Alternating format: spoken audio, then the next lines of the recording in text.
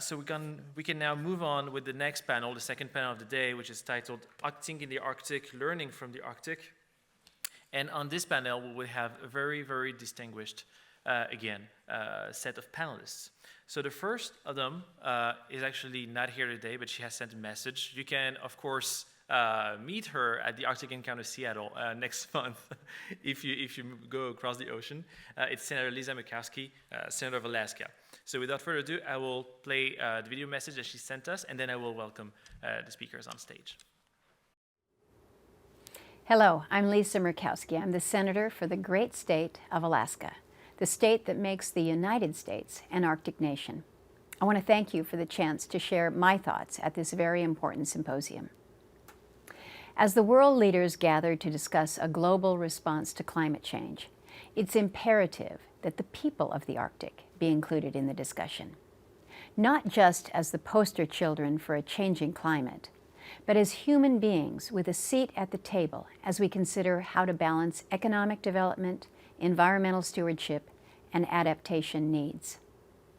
It's important to remember that 4 million people already call the Arctic home. To them, the changing climate is not an academic exercise. They see real-world differences on a daily basis. And while not every villager has an academic PhD, they do have a master's in Arctic living. We would do well to listen to the people of the Arctic and to reflect their views in our own. For there is no group more knowledgeable about living in such a fragile yet harsh environment than the people who have resided there for thousands of years. The Arctic people are also the eyes and the ears of climate research. Before data can be collected and analyzed, before research can be formulated and peer-reviewed, someone has to actually witness and report what is happening. And so it is the elder, or the hunter, or the school kid in the Arctic who can be the building block of scientific research. It is also the local communities that can provide the most knowledgeable feedback about the impacts of these changes. One example is the impact that increased shipping in the Arctic region will have on the traditional way of life. Given the diminished ice cap and projected increase in transpolar shipping, both cargo and passenger, an increasing variety of vessels are exploring the far north, and that will need increased logistical concerns. In 2016, the cruise ship Crystal Serenity, with a capacity of over 1,000 passengers, will seek to become the largest expedition through the Northwest Passage. 1,000 people is a lot for many of our small communities. Barrow, which is Alaska's largest community on the Arctic Ocean, has a population of just 4,300. So we're talking about increasing the town's population by nearly 25% overnight if anything were to happen to that cruise ship. Unlike the years of preparation that Paris has had for this summit, infrastructure for greater vessel activity in the Arctic is lacking. From search and rescue to navigational aids to modern charts and ice-breaking capabilities, much more needs to be done in the Arctic. We know that we have our work cut out for us. And that's why I was so pleased to hear that an event focused specifically on the Arctic would be taking place in Paris. I'd like to thank all of you for participating in it. And as you continue your discussions here or back home, I would ask you always remember and respect the people of the Arctic. Thank you again for the opportunity to speak with you. So basically this panel and all the panels today will basically have the same format. So 5-minute introductory speech, and then reflections between the panelists and then debate with the room. So for the coming panel, so on top of Lisa that we've just heard, now we're going to have Erik Servetsen. Erik, you are the member of the Parliament of Norway. I can't see you in the room. There you are. And you're also now chair of the Standing Committee of the Parliamentarians of the Arctic region. So the floor is yours for 5 minutes. Then I welcome you to come over there at the room. Thank you. Thank you very much for having me here today and letting me share some reflections on how do we live in the Arctic and how could we learn from that. I'm living in a town called Bodø. It's in the northern part of Norway, just north of the polar circle. So I call myself an inhabitant of the Arctic, a seldom species for some people to come across. But it's not far. It took me about, going from Bodø to here, it's about 5 hours trip. It's not far today. Before I start my main message, this is a quite educated public, but as you know, not all is know a lot about Arctic. So here I will start with 3 things you have to help me and others from the Arctic to remind the world's population about when you are talking about the Arctic. 3 main points. First, there are no penguins in the Arctic. They live in Antarctica. But there's a lot of people living in the Arctic. We are about 4 million people that call the Arctic our home. Point number 1, and I think that Aleka Hammond and Mr. Sigurdsson underlined that in their interventions. The second point, the Arctic is not a lawless last frontier. The polar sea are regulated by the UNCLOS and other international laws. The 8 Arctic states are sovereign nations with the rights and duties that comes along. Sovereign nations. For me, the question raised in one of in the model Arctic Council yesterday, one of the titles there was, "Is the Arctic a global common?" For me, the answer is a ringing no. It isn't. It gives it's a global common in the sense that the Mediterranean Sea is a global common, or the area of the European Union is a global common, or for that sake, France is a question about a global common. Of course, then also the Arctic is a global common. This is 8 Arctic states, with sovereign states, and UNCLOS, which is the legal framework for the operations there. And the third point, mentioned earlier today also, the climate changes isn't caused by the activities in the Arctic, but the impact of the changes are bigger and comes faster in the Arctic than in any other part of the world. Maybe with the exceptions of some small, low Pacific islands. So when we are solving and we will solve the climate crisis, you can't solve it in the Arctic. You have to solve it on a global basis, but then also we living in the Arctic will have the goods of that. Mr. Chair, distinguished guests, ladies and gentlemen, when the polar explorer, scientist and diplomat Fridtjof Nansen, as the first person known to us, crossed the Greenland ice sheet in 1884, he had 2 Samis in his team. Nansen knew that they had skills that would be useful during the expedition.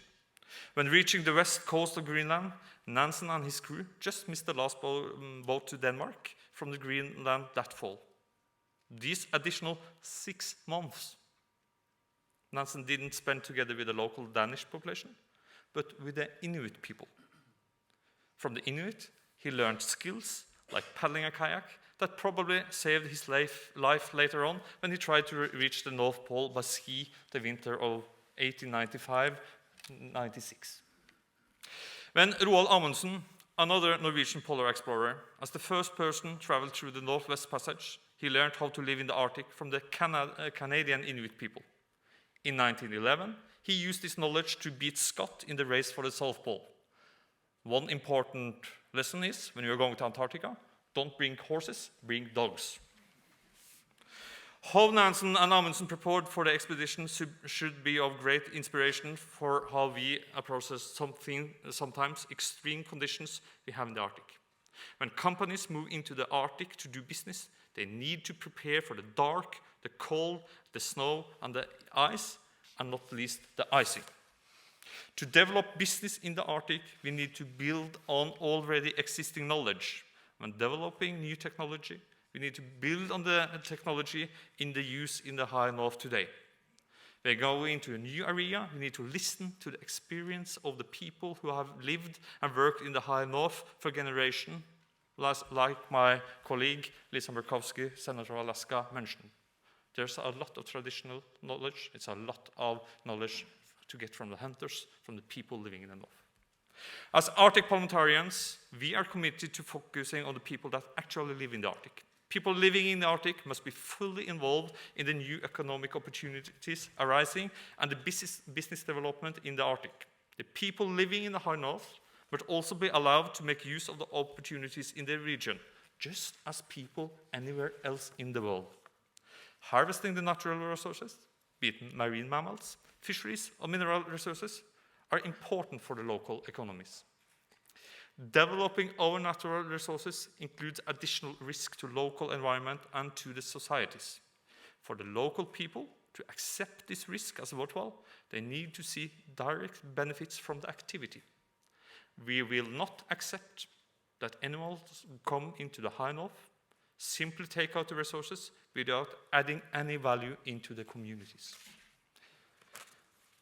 Mr. Chair, the Arctic is, however, much more than natural resources. And I believe it's time to address the Arctic innovation beyond the development of natural resources.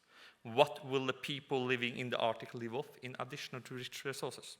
How do we stimulate innovation in the Arctic which addresses the needs of the future of Arctic societies? What can we learn from the sustainable lifestyle of the Arctic indigenous people? How do we close the gap in living standards between the North and the South? Ladies and gentlemen, just one brief point before I end my remarks. We have many different Arctics. I have great respect for the job the US is doing as chair of the Arctic Council. There is, however, one thing I would like to pick up on, and that's the One Arctic headline for the chairmanship. It needs some clarifications. There are huge differences in the Arctic. We often complain about big distances in the north of Norway, but this is nothing compared to the distances they have in North America or in Russia. In Norway, we have well-developed infrastructure for electricity and transport and between the villages of the north of Scandinavia. This is not the situation in Greenland or in Alaska. Furthermore, the climate conditions along the ice-free coast of north of Norway are very different from the northern part of Canada. Therefore, when you operate in the Arctic, you have to listen to and respect the people living in the Arctic, local and regional authorities. We accept and demand sustainable operations, both economical, ecological, and social. You have to work with us living in the Arctic, not against our interests. And if you do so, you are very welcome to come and take part in developing our societies. Thank you for your attention.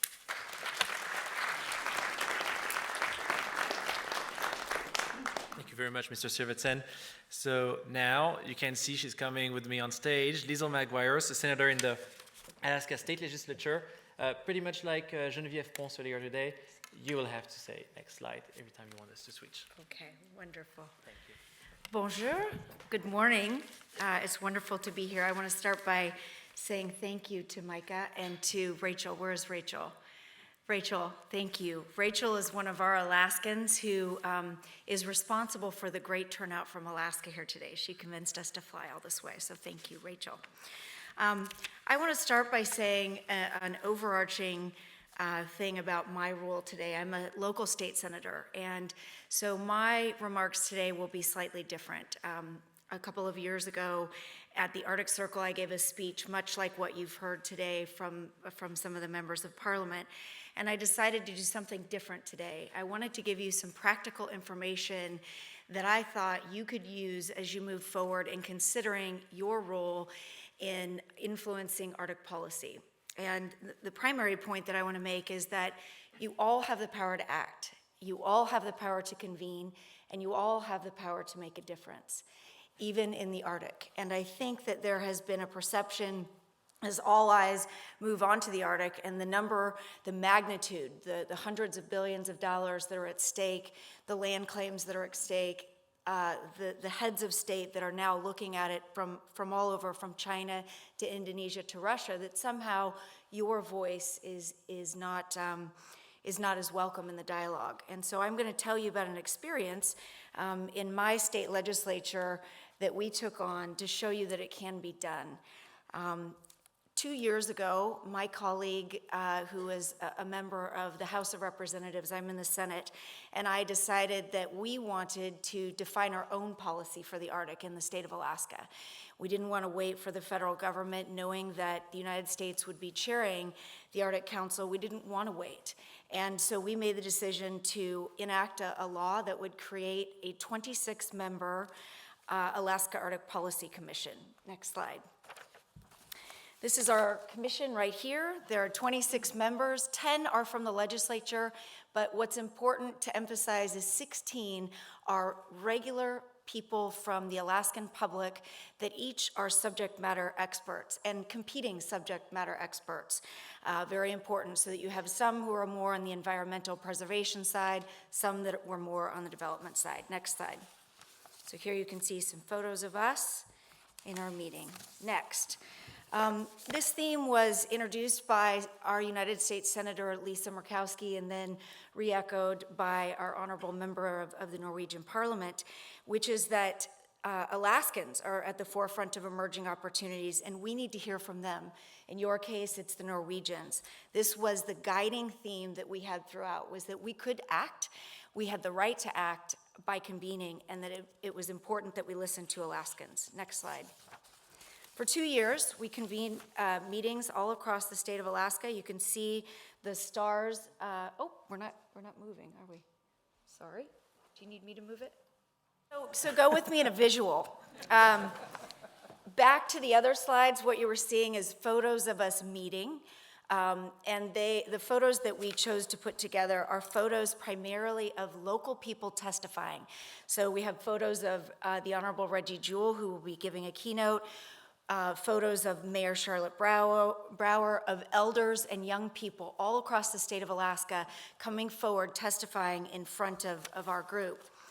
The next slide that you would be seeing is an outline of the state of Alaska itself, and you would see all of the places that we convened meetings for 2 years. We went as far north as Barrow, Kotzebue, and Nome, but then we also went out to the Aleutians, to Unalaska, to Juneau, our state capital, Anchorage, and Fairbanks, to listen.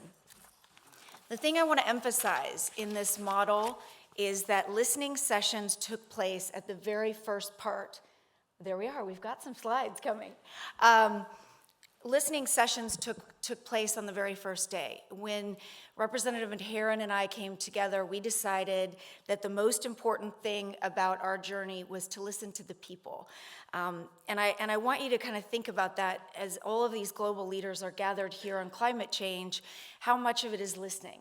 And I assume that all of the delegates are bringing forward what they've heard from their community members, but I think this is the most important point to make, is that it's about people. It's about the people that have lived there, in the case of the Inuit, over 10,000 years. It's in their DNA, it's in our DNA, and we are the people that know the Arctic. From these listening sessions, the Commission created a final report, an implementation plan, and Alaska's Arctic policy. I invite you to take this note, akarctic.com, and I assume we can share it in the meeting notes that follow it. But it will give you all of the final product that came out. We reported the initial executive report to the legislature, was presented to the governor, and then the final report was presented here this last year. Alaska's Arctic policy articulated our vision and was meant to guide not just the state of Alaska, but the United States. And at this point, I want to segue to a story. Representative Heron and I were in Washington, D.C. for an energy conference in May of 2012. And we cashed in on some connections and got into the White House and met with what we thought was the preliminary group that would be writing the national strategy for the Arctic. In this meeting, within about 10 minutes, we were told that the Arctic strategy was almost finalized and would be announced in June.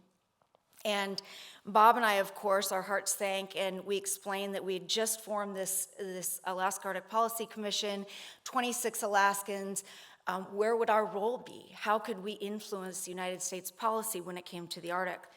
And it was from the formation of this commission and from this meeting, we were able to get the White House Policy Group to slow down and to agree to allow us to move forward for 2 years. And I think that's the takeaway for all of you here, particularly the students as you move forward, that some of these problems seem insurmountable and it seems as if they're at a higher level of government being solved, and it's simply not the case. It's a matter of showing up and inserting yourself at the right time.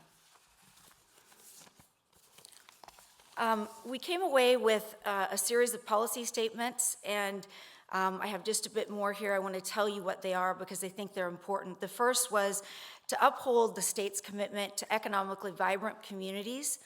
And this is important because you've heard this theme echoed now from the Honorable Ms. Hammond in particular, but the local people, if you listen throughout this conference, there's a theme that comes up over and over again, which is that we are environmentalists because we want to preserve the place that we live and raise our children. But at the same time, we recognize that we have to survive as humans and that it requires an economy and a development of that. So this was our very first policy point. And in fact, when you look on the White House policy now, President Obama has added this as his first point. And we were very proud of that because prior to that, it was only looking at climate change and only looking at ocean zone mapping. So I think if there's a thought that you could have there for the Greenlandic folks, for the Alaskans, for the Icelandic folks, as we look at this issue of global warming, it certainly presents a challenge and a crisis when we look at it, but it also presents an opportunity for us. And we want to create that positive investment climate and a responsible regulatory climate for developing our resources. The second policy statement was that we would collaborate with all levels of government and stakeholders. And I encourage you to think about that also as you both study this issue and move forward in making it. Opportunities like this are important because you have the federal level and the local level coming together. You have students coming together. You have academics coming together with business leaders. And I really encourage you to think about that. If there's some interest group that you can look around and not see, you're not getting the full picture. And it's important that those people do get out, and they certainly did on our policy commission. We also set a goal to strengthen communication with the Arctic Council permanent participants, and I'm happy to report that 80% of the SAO senior Arctic official meetings will be in the state of Alaska as a result of that relationship. Bob and I set about having once a week daily, hourly conferences with the White House, and we emphasized that when the United States took this chairmanship that it had to focus on Alaska, that we didn't want to have a circumstance where these senior Arctic official meetings were taking place in Washington, D.C. inside the Beltway. Finally, the final two policy statements, the policy statement number 3 was to enhance the security of the state through a safe and secure Arctic. I've heard this come up last night in particular, the notion of security. Think about that for a second. Of course, you want to look at it globally. You want to look at the boundaries around particular countries, but think of the local people, our people who are living there and have lived there for 10,000 years. We are very concerned about oil spill prevention, response. We're very concerned, excited, but concerned about the 400 new vessels making their way through the Bering Strait. So our policy statement number 3 is something the state is very, very concerned about and working on, coordinating with our federal government, coordinating with the Coast Guard, focusing on those kinds of securities. And finally, policy statement number 4, which is to value and strengthen the resilience of our communities. And I want to emphasize the word resilience. We played around with different ideas for that policy statement, and people threw out the word sustain. And our group unanimously came away saying that to say that you'll sustain something implies both the positives and the negatives, and that wasn't what we wanted. What we wanted was to emphasize that the people that live in the Arctic are the most important, and their ability to be resilient, our ability to be resilient, was the most important. That we recognize the Arctic indigenous people's culture first and foremost, and their unique relationship to the environment, including adopting practices such as local and traditional knowledge when looking at environmental and scientific challenges. That we build capacity to conduct science and research to advance innovation and technology using our own local state universities. That we safeguard the fish, wildlife, and environment of the Arctic for the benefit of the residents of the state first, and also the world. And finally, that we encourage more effective integration of local and traditional knowledge into conventional decision-making. My apologies for the PowerPoint and that we got cut short. I will make this available, Rachel, to you to put on your website so that people can see it. But I encourage you, I was just speaking a few months ago in Toronto at the Monk School, and I have had, it's over 50 people plus now that have asked for copies of this because there were local leaders and community members that wanted an opportunity to think about how to influence policy. And so I just encourage you to recognize that you can do it. It's a matter of showing up just like you are here today, and good luck.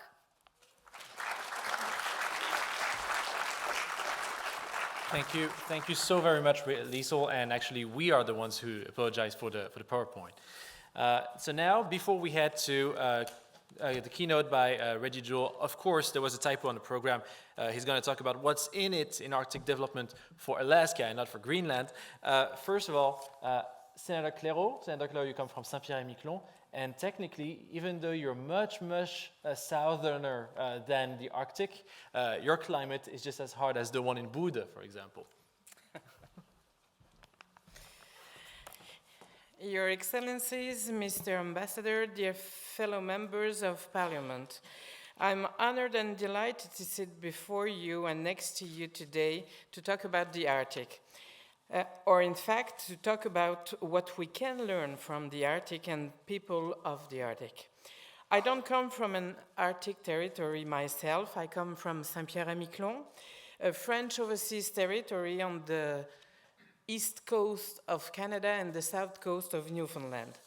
If Saint-Pierre-et-Miquelon is not an Arctic territory, I'm sure people from my archipelago and people from northern countries shared almost the same values: strength, resilience, fight for economic survival, and last but not the least, we are all people from the sea.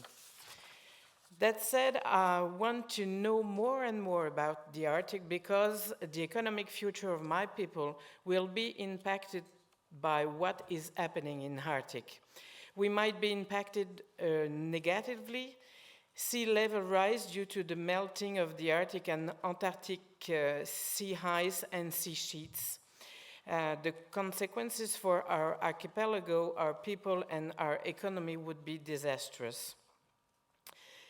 As a senator of Saint-Pierre-et-Miquelon, mayor of Saint-Pierre, and chair of the board of the National Seas and Littoral Council, I try to warn decision makers about what is happening to us, a French territory, if strong measures for fight climate change are not taken at the global level.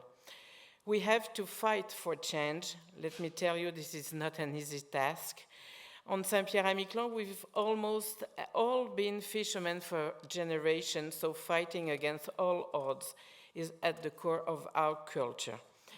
With all that said, the Arctic might also bring some good to our archipelago too. We can become a service hub for emerging Arctic shipping, drone-nautic and cruising industries. We can become a center for excellence in Arctic applied science. We can become facilitators in Arctic dialogue. For instance, there are many ways in which Saint-Pierre-et-Miquelon could be beneficial to the Arctic and benefit from the Arctic developments at the same time. The French National Arctic Roadmap is to be published soon. I hope Saint-Pierre-et-Miquelon Arctic potential will not remain unnoticed, neither from France, neither from northern territories. Thank you.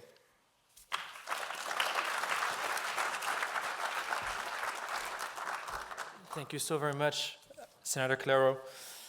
So now we're gonna have Reggie Joel for the closing keynote for this panel, and then I will just take the mic after the keynote for a short question to all four of you.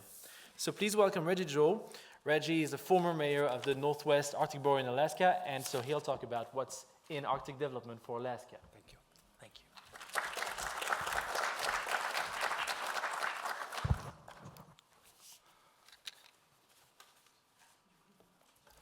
I didn't know whether to say good morning or good afternoon. I had to check my watch. Good afternoon.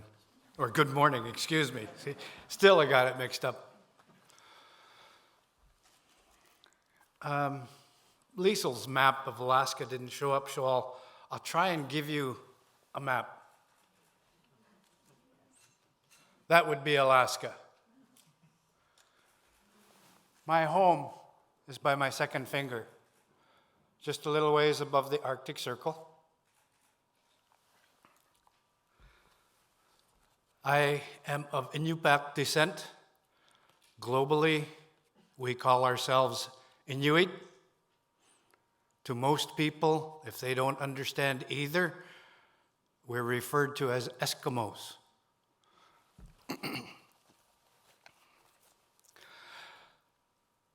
And I was born and raised there. I also have some European blood in me, by the way. I don't know much about it, but some of my roots do come from Norway. A smaller portion, I think.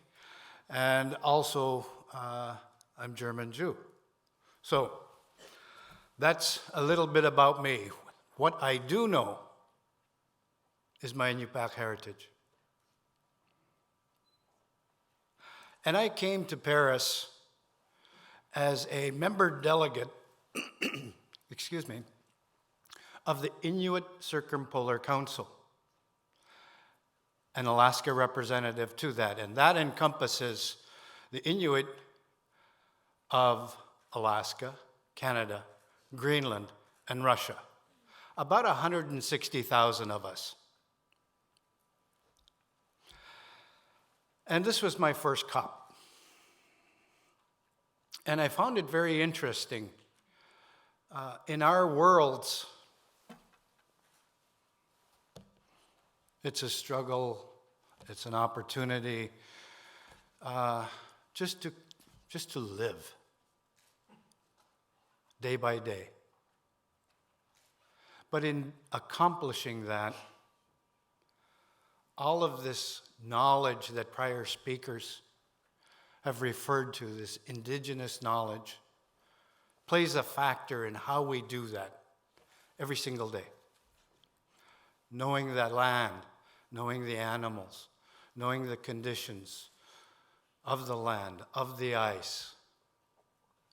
Those are all things every day, sometimes without thinking, we process. We make how we live is from the land and the ocean. Plants, animals, birds. That's what we do. We're a hunter-gatherer society predominantly. And we've noticed changes. And sometimes it's the little things that we notice and can contribute to the science who are studying these big things. And it gives a depth of understanding to those academics to figure out how these subtleties fit. Because we have such a long history of being resilient in the environment that we call home. In Alaska, if you look at what is considered the Arctic map, the indigenous people include, yes, the Inupiaq, like myself, Yupik, Dene, and the Aleut. And those are the people who are represented, some of us, through the Inuit Circumpolar Conference. The Dene have their own Athabascan and Gwich'in organizations, as do the Aleuts. Now, living in the Arctic, I can boil it down into two things: challenges and opportunities.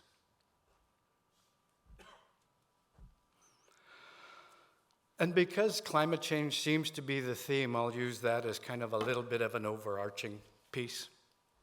But climate change certainly is a challenge. At home, the way we experience it is longer periods of open water, less periods of ice. Longer periods of warmth, shorter periods of cold. That impacts caribou migration. It impacts our timing of harvesting from the ocean in the spring. Adapting. How do we change with the time? You know, our people have been adapting with changes through our time. However long that is, and we say it's been at least 10,000 years. How do we change? What do we do? How do we improve? I just give you an example of one way we adapted. You know, periods in a long time in our history, in hunting, especially in the ocean, we used lances. Somebody put a toggle on their harpoons. And in that subtle change, we ensured our success in harvest. Because if you're familiar with the toggle, it has the edges that once it pierces the skin, it catches and it doesn't come out in the way a lance does. And we've been making changes like that for a long time. There's a couple of things that have started in the Arctic, but as we hear, things don't stay in the Arctic. What happens in the Arctic doesn't stay in the Arctic. I'll give you two sport analogies of that. One is the kayak. The kayak started in the Arctic and is now very prominent in the World Olympic stage. The trampoline, as we know it today, derived from the blanket toss, the nalagatak. Both of those came from the Arctic and have taken to different levels at those stages. Today, melting sea ice is happening in the Arctic, but can impact everywhere else on the globe. Mitigation, what do we do? How do we build preventative things to avert some of the damage? And our people have done that over time, but it has been a challenge.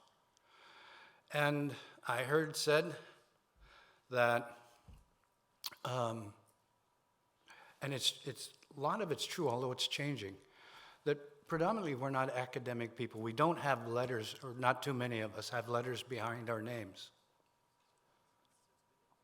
But I would say that with the depth of knowledge that our people have of the environment and the conditions of the Arctic, they are equivalent, not only at the master's level, most definitely at the PhD level as well. One of the challenges is the lack of infrastructure in today's challenging times. For sure. As the Bering Straits between Alaska and Russia develops as a shipping lane, an international shipping lane, we don't have the supportive infrastructure.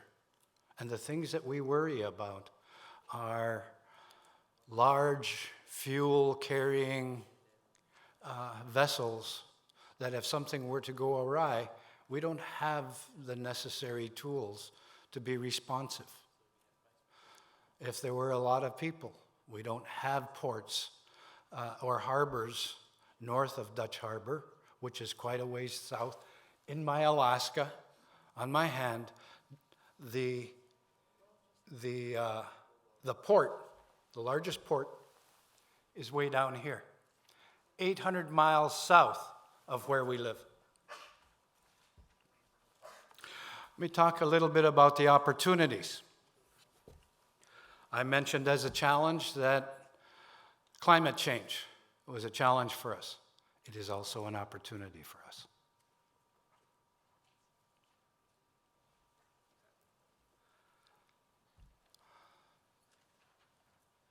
And we will have to also adapt to some of the changes. I talked a little bit about the dwindling herds of the caribou.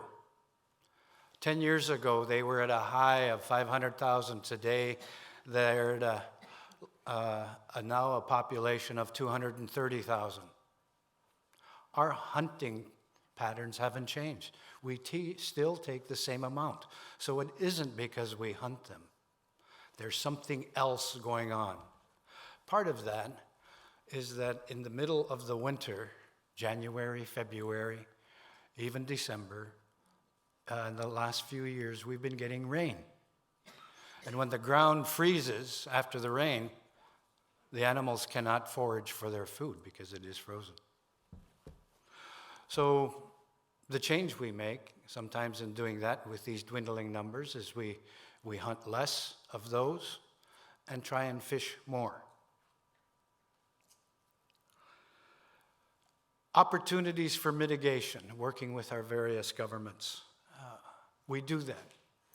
You know, here at the COP, trying to get the rights of Indigenous peoples into the preamble, into the text of what's going on here has been a real chore. And I will say this about our country. We have 3 members in Congress, 2 in the Senate and 1 in the House of Representatives at the federal level. Our 2 senators, while we may have some ideological differences, political differences, they do have a very good understanding of the people that they represent, the people of the Arctic. They may come at it a little bit more from a business perspective, and that's good for those that are into business. But they are not ignoring what the tribal entities bring forward in terms of their concerns. And at the federal level also recently, President Obama came up not only to Alaska, he went down to Seward, he went out to Dillingham, and he came up to my hometown of Kotzebue. And while you can't get a grasp of what we're going through in a few hours and a few days, you can begin to get a little bit of an understanding. And he met several times with Indigenous people from our state. But he had done his homework first. So he had some level of understanding. Now, I also mentioned as a challenge that we have a lack of infrastructure. The opportunity is building the infrastructure. The opportunity in being able to participate in that comes from taking part and utilizing the education systems there so that we are not importing a workforce, but developing our own people to take part of that workforce. Now, I will close in saying this. We are people of the land, and we understand its environment. But that does not make us 100% environmentalist in the way the word is used today. We have opportunities for economic development, whether it's in oil or gas or minerals or fish. Nor are we capitulating to the industries that would like to develop our non-renewable and some of our renewable resource. We generally will fall somewhere in the middle because we understand that we need an economic base. And if we can accomplish sustainable, environmentally sound, economic development, it may not be pleasing to the industries, it may not be pleasing to the environmentalists, It is our own voice. We don't have a voice for the industry. We don't have a voice for the environment. We have our own voice. And so the rights of the indigenous people, the respect for the indigenous people, need to be there as people who want to do research, because science and indigenous knowledge are awesome when they work together. It is so cool to watch them in parallel. And so those are the opportunities. But we also think in terms of a couple of things that a couple of the speakers said. When we go into looking at some of these things, the questions that we ask are going to be centered around what's in it for us as the people who live here. How do we benefit? And more importantly,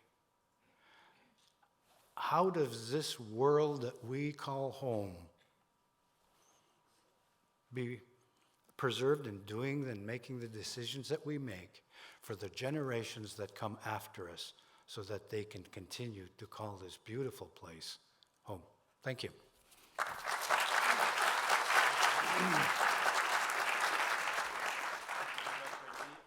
This is working. Yeah, thank you so much, guys. Please stay here at the podium because, yeah, when we have an ambitious program like ours today, sometimes you have to tweak the program a little bit to make it fit. So actually, we won't have a discussion really. I will just ask you guys one question, and that's for the four of you guys. When you think about what's in it, what about Arctic development, Arctic futures, and you think about the people of the Arctic, or your own people for you, Senator Claro, what keeps you awake at night, basically? Eric? What keeps me, I'll be short. What keeps me awake is the thought of the people arguing that we should make the Arctic into some kind of sanctuary where there should be no development, where the people should stay, like I heard Ms. Hammond say yesterday, stay cute. We are not a museum. We are living here. This is our home. Let us have the rights to develop the homes we have in a sustainable and responsible way. We are fond of our lands. What keeps me awake at night is the fear that our people will lose their voice. And I tried to give the optimistic side of where we have made our voice known, but there are so many conversations going on in rooms all around the world that my people aren't involved in. So that's my biggest fear, that we lose our voice. What keeps me awake would be when Saint-Pierre-et-Miquelon is going to be really, I'm not sure the word in English, inséré, Inserted. included in his geographical region. When? Reggie? One of the things that keeps me awake is when I do not introduce my wife when she is accompanying me, and my wife Linda is sitting right over here.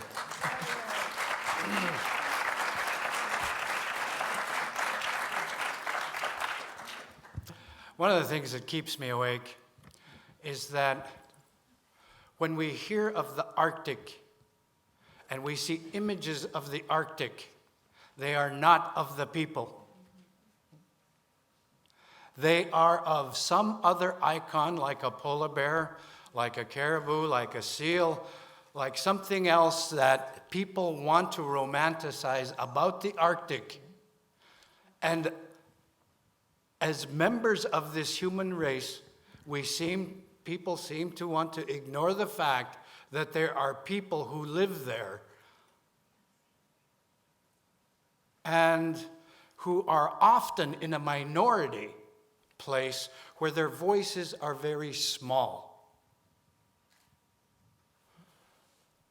So I guess I would say, we're people of the polar bear. We're people of the caribou. We are people of the seals. We are people of the fish. We are people of the land. Don't forget the indigenous people who live and call these places in the Arctic home. And also of the reindeer herders, all the Norwegians. Thank you so much to all of you guys. Right. Thank you very, very much, so very much.